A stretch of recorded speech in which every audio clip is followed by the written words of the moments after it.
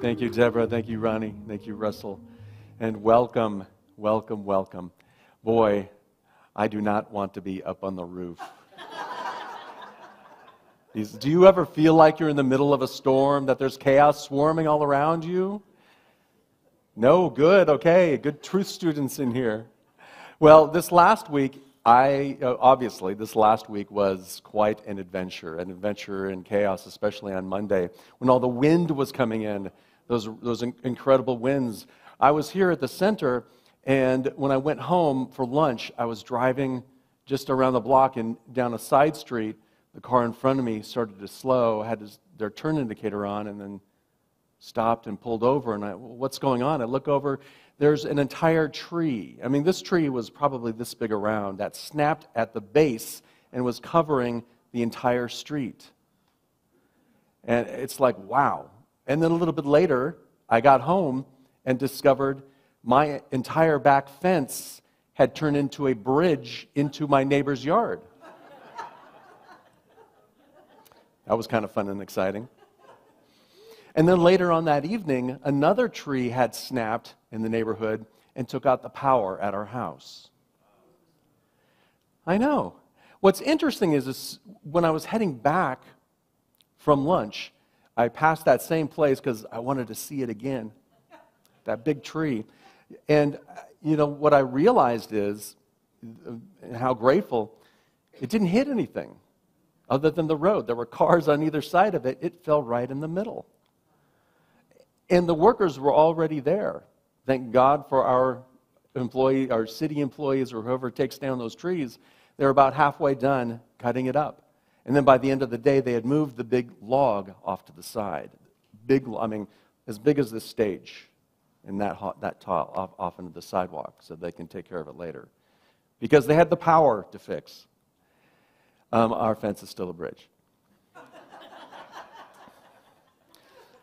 But you know what they say, in everything be grateful. Not for everything, but in everything be grateful. So I'm very grateful for the workers who very quickly went to work. I'm also very grateful because the next day I came back to the center with my fingers crossed, because I don't know if you've been in the parking lot. We call it the bridge parking lot over there. There's some pretty tall trees. Have you noticed? Some big behemoth eucalyptus of different variety.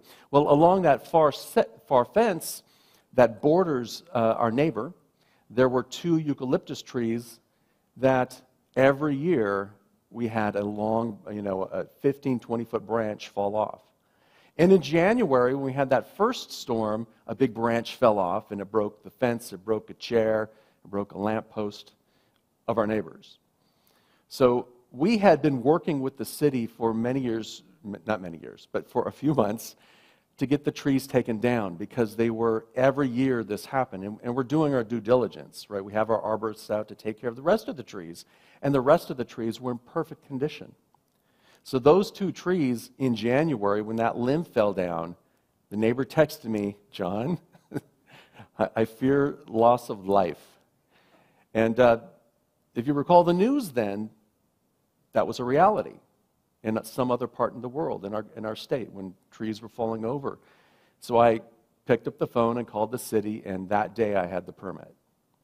Now, we still had to go through our process, right? We had to post the sign, it had to go up on the website, just in case anybody wanted to complain. But the arborist determined that it was diseased, that there were some issues with it, so we had it taken down on Valentine's Day, the week before this last storm.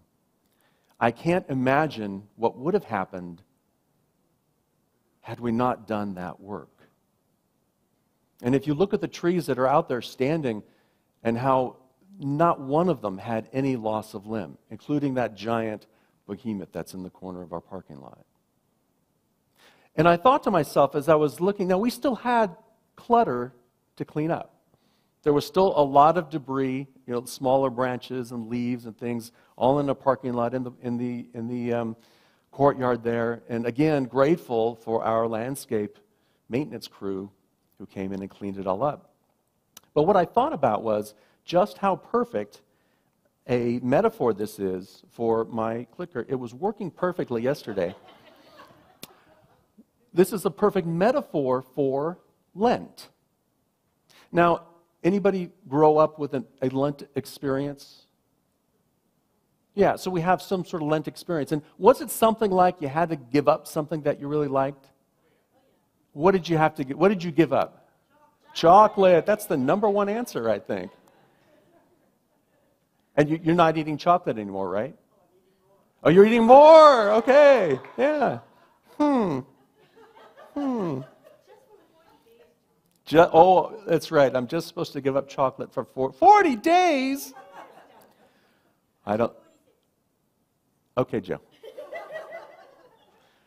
I don't think I could do that. But here's why I think this is a great metaphor for Lent. Because what I think Lent is really about, it's about clearing the clutter in your mind. Lent is a time of preparation, of spiritual preparation, as we move towards that Sunday that we call Easter, and the celebration of the rise in the Christ consciousness, as we say in unity. The rise in the Christ consciousness, or that divine consciousness, that is within you. That is your true identity. That's your authentic identity. Right? The rest of it is our personality taking over, our ego butting in. And so the intentional cleaning of the clutter in our yard is what Lent is about. The intentional cleaning of the clutter in our consciousness, so that that divine self can emerge, so that divine self can shine. Charles Fillmore, one of the co-founders of the Unity movement, in his book, Keep a True Lent, wrote, "Lent is a season of spiritual growth, a time for progressive unfoldment." So unless your chocolate is part of your spiritual growth, that you can make that choice. Because it may be, right? Your physical health might be a part of it. But if we look at it from that perspective, less about I have to give something up and more about this is about my spiritual growth. What can I step into? How can I grow through this period and let go of things, clean the clutter in my consciousness so that I can experience that awakening, that aha moment when we get closer to Easter, or when I can experience that every day. It's really about personal transformation and personal growth. And so we began a process on Wednesday, Ash Wednesday, called 40 Days of Letting Go. And we're following, Unity puts out a booklet. 40 Days of Letting Go, and every day there's an opportunity, a little reading. For example, I let go of lack. I said luck. I let go of lack. I'll have a little reading from somebody in a scripture, and you can use that as a spiritual practice. And so what we're doing is we're following the themes of each day, and I'm creating a little video. You can find them on our website, on our homepage, to click through to it, where every day I take that same affirmation and then give you a different perspective. So you can follow along with the book. I have a few copies here, and you can get a copy for free from unity.org. You can download a PDF, however you'd like to do it, and you can follow along. And it's a wonderful opportunity to consciously let go, to consciously look at things that we can let go in our life every day so that we can experience more of that authentic self in a day. So, for example, letting go, I let go of anxiety, blame, and bitterness. That's where we start. That's a great place to start. Anybody want to let go of their anxiety, blame, and bitterness? Yeah, no, not everyone does. So thank you for raising your hands, because there's a lot of juice in being bitter. There's a lot that you get out of it. But if we let go and let that divine energy emerge, this is what it kind of looks like. So we begin with anxiety. I let go of anxiety. Together, I let go of anxiety. Anxiety is like that tree blocking the road. Anxiety blocks our path. Anxiety creates a sense of pause, a sense of I don't know what to do, confusion. Anxiety can create distraction. Well, I don't want to do that, so I'm going to go do this over here. I'm just going to go home and get back into bed. Anxiety, left untreated, can really block us from achieving things in life. Oh, there are plenty of things that we can blame, like the tree in the road. right? But anxiety is that feeling within us that we are stuck. And so it's okay to plan, right? It's okay to plan, and we plan all the time. We plan our year. We're having an annual meeting after the service, and we'll talk about how we're going to plan. And it's a wonderful roadmap so that you can begin walking. But the thing about the plan is we can't control the outcome any more than we can control the weather. So instead of, while we have our plan, we move through life open and receptive to Spirit, to what's happening, to what's wanting to emerge. So one of the best ways that I've found to get beyond your anxiety is to become curious. To become curious when you start feeling anxious or confused or blocked. What am I worried about? What do I think is going to happen? Who can I call on? How can I get some different perspective? And what can I do differently? And when you start getting curious about it, the anxiety opens up. When you're anxious, everything is focused. You can't see anything but the tree. But when you start getting curious, what emerges is possibility, creativity, and opportunity. What emerges is creative ways to get around the tree. Because trees happen. Anybody know that? Tree, that's a saying, I think. Is that a bumper sticker? Trees happen? Maybe I got it wrong. I don't know. I think that's close enough. So when we start to question our anxiety and what's happening, then opportunity starts to open up for us. And it's important to do that because if we don't, we hold on to the anxiety, and the anxiety turns into blame. I can't get there because of that tree. I can't get here because the city didn't come out quick enough to clear the tree. I can't get here because the owners of the tree didn't take care of that city tree. It was a pretty healthy tree. And that's why I think it fell. It had a beautiful canopy. It was very thick. But you see how we then start to move to who else is at fault here? What else is going? Who else can I put the blame on? And sometimes I think, blaming is simply a way to beat up someone else to make ourselves feel better about our own clutter. Sometimes blaming is really, it's like that fallen fence, right? Our spiritual boundaries have broken, have fallen down. And it's my fence. It's my spiritual boundaries. When I'm blaming someone else, it's not someone else's fault. It's mine because my fence fell down. My spiritual boundary that says, this is me and I'm accountable for me. And what happened out there is not my responsibility. But this is my responsibility. And so it's really like violating someone else's spiritual boundaries. That's what blaming is all about. It's getting into someone else's OPC. Yeah, you know me? You know that one? No, OPC? That's a different song. OPC, other people's clutter. My fence has fallen down. It's a bridge to the neighbors. And I got to tell you, look at what the neighbor needs to clean up. That's why the bridge fell down, the fence fell down. Look at that. Look at that, those things that were leaning up against it. It must have been. Getting into other people's clutter. So one of the best ways to get around that is to rebuild your spiritual boundaries. Is to say, what is mine to do? Ask that question. What do I own here? What's my part of the fence?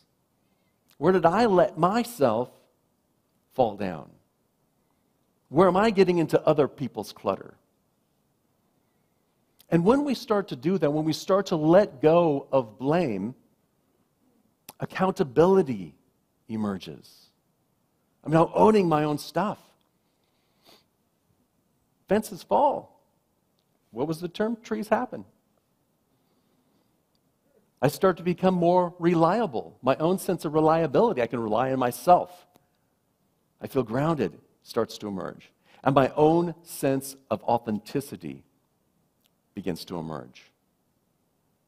And when we have blame, all of that is covered up. All of that is covered up by the fallen fence. So we have to rebuild that fence, if you will. Rebuild that spiritual boundary so that we can allow accountability, reliability, and authenticity to emerge. And if you don't rebuild that, if you continue to blame, then what does blame turn into? Bitterness. Bitterness. It's literally a poison pill. That's why they call it the bitter pill to swallow. Because bitterness really, it's like the tree that knocked out the power. Bitterness will sap you of your energy, of your personal power, of your spiritual power, because all that energy is going into being bitter. After a time, what happens? We know the people. It becomes, our sense of being. It becomes who we show up. That bitter person. So, how often are you noticing that bitterness within you? And the question that I like to ask, I mentioned it earlier, what's the payoff? What's the payoff for it? Because there is a payoff when we're bitter. Maybe it's inner vindication, right? I feel judged and I'm going to show them by being bitter at them. But it's all in here. So the payoff is that juice of vindication. I'm right and they're wrong. Or what about projecting suffering? You're angry or bitter at someone, and we're actually projecting our own suffering upon them. Or maybe our bitterness is about defining the situation. But I think what really lies behind the bitterness, if you look back behind it, because it's not about the tree falling on the power. That's a situational thing. That can be fixed. But if you look behind that, what I believe it usually is a desire, a wanting, a deep yearning for connection. We often get bitter at things or people because we feel left out. We often get bitter because we think that, we're not wanted. And so connection is a great way to reestablish, to let go of bitterness. And as we let go of bitterness, what starts to emerge? Relief.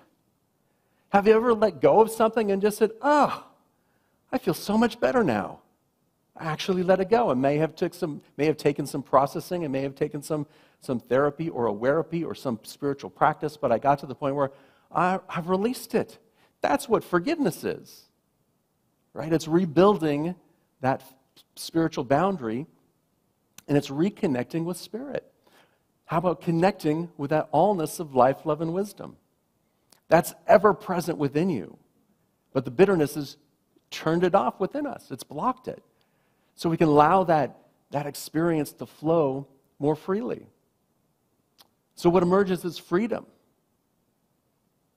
And you realize, gosh, I've been chaining myself to this person for the last 3 weeks, nonstop, because all of my thoughts have been those bitter thoughts. What happens is connection. We're able to reconnect with people in a different way. We're able to reconnect with Spirit. I think, what's the payoff is a great question to get us in that motion of moving. What am I getting out of this? And how can I get that sense of belonging, connection in another way? Maybe make a list of all of the people who you really love and connect with them. And just tell them how much you appreciate them. And see what it does to you. Now, in every practice, I always use meditation and affirmative prayer. Because meditation allows me, it's so much easier to let go of the stuff when I practice it. And affirmative prayer reaffirms my oneness with the allness of life, love, and wisdom. My affirmative prayer reaffirms and reconnects me with that source of Spirit within. Because Spirit is always there, and love is always there, and peace is always there in the middle of the chaotic storms around us. It's always there. And so it allows us to really reconnect to that. And it all comes back to doing our work. You remember at the beginning I was telling the story about how we've called the arborists. And so all of our trees have been trimmed, and the 2 trees that were diseased, that were falling down, that needed to be removed, were removed before this last storm. Spiritual practice, daily spiritual practice.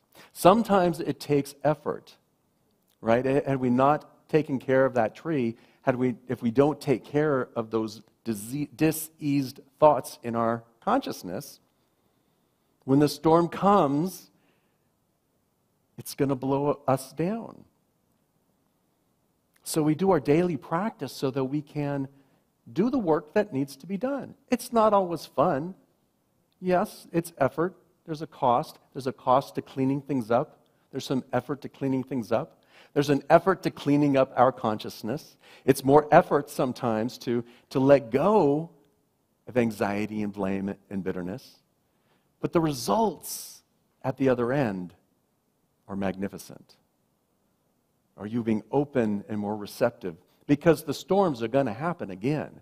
They say this was the worst storm since the 80s, which tracked with me because I moved to the Bay Area in the 80s, and it was in the middle of high school, and I remember we were eating outside at lunch, and the storms are just powering down, and I was freaked out. Of course, I was from Southern California. Now they have blizzards. Back then we didn't have blizzards. I very rarely didn't wear shorts, even in the wintertime, even when it was raining. But up here, it's like everyone was in jeans, and I didn't own one pair of jeans. I was a new age dork. I don't know what to tell you, but I'm sorry, new wave dork, not a new age dork. Maybe I'm not. Anyway, enough about me. We have to do our daily practice. That's all it is. And when we do our daily practice, then we're ready. We stand tall like that big eucalyptus tree out there. The storms, I looked at it. I took a video of it. Trees are flying back and forth. That thing's just like, no, I'm cool. All the branches are up. And I asked the arborist, they look at it, no, that one's in good shape. And he was right. And that's what doing our spiritual practice daily, our daily practice, does for us. Is it continually puts us in that place of being able to let go of the stuff that comes up, the trees that come up, being able to let go and allow that divine consciousness to shine in every moment of the day. The master teacher in Matthew said, don't worry. Can any of you add anything to your life, a day to your life, by worrying? The answer is no. In fact, the opposite is usually true, right? The more we worry and stress and bitter, our life cycles, our lifespan probably shrinks. I don't have any data to back that up, so your scientists can tell me that later. But if we tend to our consciousness before the storm hits, then we are firmly planted in the ground. Let's move to our affirmation, Felix. I'm going to read it once and then invite you to affirm it with me and really soak it in and then allow that energy to express out.